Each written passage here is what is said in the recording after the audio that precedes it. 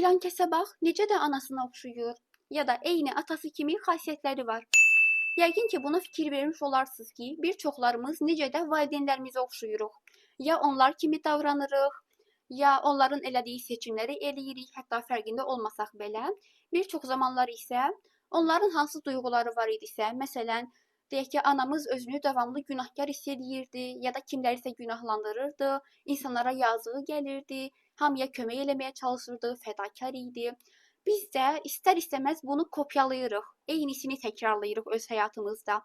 Ya da atamız böyük ev ala bilməmişdisə, deyək ki, özünə, ya da işində hansısa bir çətinliyi var idisə, ya da bəlkə pulu çox təşvişli şəkildə qazanırdı, çatdıra bilmirdi, çox aqressiv olurdu. İndi fikir versəz görəcəksiniz ki, eyni duyğunu siz də ya işinizdə, ya da münasibətinizdə təkrarlayırsınız. Bəs bu nəyə görə belə olur? Nəyə görə bəzən də ya valideynlərimizin, ya da nəslimizdə kiminsə üzləşdiyi hansı hadisələri biz də təkrar-təkrar yaşayırıq. Belə faydalı videoları qaçırmaq istəmirsinizsə, kanala abunə olun və bildirişləri açın ki, ilk olaraq sizin xəbəriniz olsun. Buna biz döngülərin təkrarlanması deyirik. Yəni, məsələn, bəzən olur hansısa bir nəsildə davamlı hansısa xəstəliklər təkrarlanır. Deyək ki, kimisə olur zob, nənəsində, böyük nənəsində və s. olub və davamlı keçib. Bu da nəsil döngüsü sayılır. Ya da deyək ki, davamlı olub kimlərsə boşanıblar. Bu da təkrar döngü kimi təkrarlanır. Ən əsası da hansısa xasiyyət dediyimiz şeyləri görürük ki, ya anamıza oxşuyuruq, ya atamıza oxşuyuruq, ya da nəslimizdə kiməsə eynən oxşuyuruq, onlar kimi davranırıq.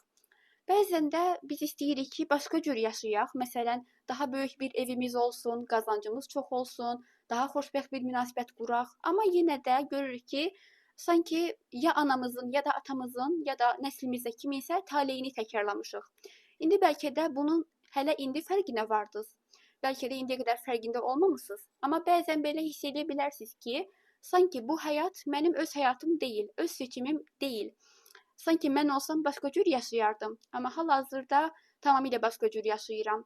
Əgər belə bir hiss varsa, o zaman indi isə diqqətlə bunun səbəbini dinləyin. Çünki bu da yenə şuuraltının bir oyunudur sanki. Şuuraltımıza elə gəlir ki, əgər biz, məsələn, deyək ki, anamız çox fədakar idi, ya da anamız öz pulunu qazanmırdı. Əgər biz anamızdan daha fərqli şəkildə yaşasaq, ondan fərqli seçim eləsək, şuuraltıya elə gəlir ki, biz anamızdan ayrılarıq. Sanki tamamilə fərqli bir insan olsaq, fərqli seçim eləsək, sanki ana bizi sevməz və sırf bu içgüdüyə görə sanki biz də avtomatik onun kimi eyni həyatı yaşayırıq, eyni taleyimiz olur. Deyək ki, o xoşbəxt olmayıbsa, biz də xoşbəxt ola bilmirik. Ya da o istirahət eləməyibsə, biz də özümüzə istirahətə icazə verə bilmirik. Ya da atamızın qazancı az idisə, ya da öz biznesini qurmağa qorxmuşdusa, biz də nə qədər bunun üçün çalışsaq da, hətta gözəl təlimlər alsaq belə, yenə də bizim də içimizdə müəyyən qorxular olur ki, birdən biznes alınmaz, birdən qazancım çox olmaz. Ya da çox qazansaq belə, içimizdə bir günahkarlıq hiss edirik ki, yəni bu günahkarlığın səbəbi də odur ki, atamda ya da anamda bu yox idi, məndə var. Ona görə də buradan da anlayırıq ki, günahkarlıq duyğusu hər birimizdə olur və bunun fərqinə varandan sonra artıq bu duyğunun üzərində işləmək lazımdır. Bu duyğunu aşmaq lazımdır ki, artıq hansı məqsədimiz varsa, hansı istəyimiz varsa, fərqi yoxdur, maddi ya da mənəvi. Münasibətlə bağlı ola bilər, işlə bağlı ola bilər, pulla bağlı, çevrə ilə bağlı, fərqi yoxdur.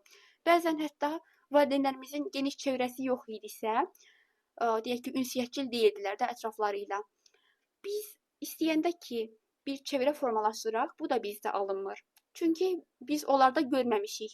Şuuraltıda bu şəkildə proqramlanıb ki, mən valideynlərimdən hansı duyğuları görmüşəmsə, onlarda hansı davranışları görmüşəmsə, ancaq onları kopyalayıram.